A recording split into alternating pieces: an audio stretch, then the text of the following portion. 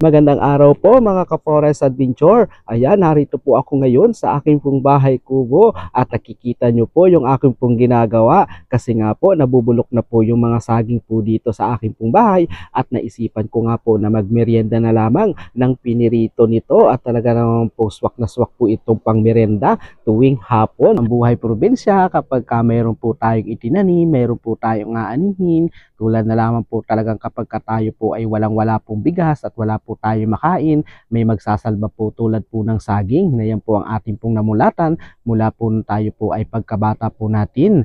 Alam nyo po ba guys na napakarami po ang naghihingi po pa rin ng tulong sa akin. Alam nyo po, parang ayoko na pong magbukas po ng aking pong messenger kasi kapag ka-inopin ko po yung messenger ko ay talaga naman pong napakarami po ang nagme-message po sa akin at humihingi po sila ng tulong. At alam nyo po ba guys na kapag ka-inupin ko naman po yung kanila po mga profile, alam nyo po, mas marami pa po silang pera kaysa sa akin.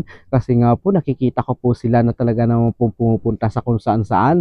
At alam nyo po ba guys na kapag ako po ay tumutulong, ay tinitingnan ko po ang kanila po mga profile. Halos lahat po sila ay talaga naman pong maayos po ang pamumuhay. Mas maigi pa nga po ang buhay po nila compare po sa akin. Siguro nila talaga naman pong napakadali lang pong kumita ng pera po sa social media. Alam nyo po ba guys na bago po ako kumita po dito ay talaga naman po napakahirap po ng pinagdadaanan ko. Nakikita nyo naman po talaga naman pong pagsasikap ko na pag-akyat po ng mga kabundukan. Umaakyat po ako sa kung saan saan talaga naman po para lamang po may mai-content at para lamang po may mai-vlog.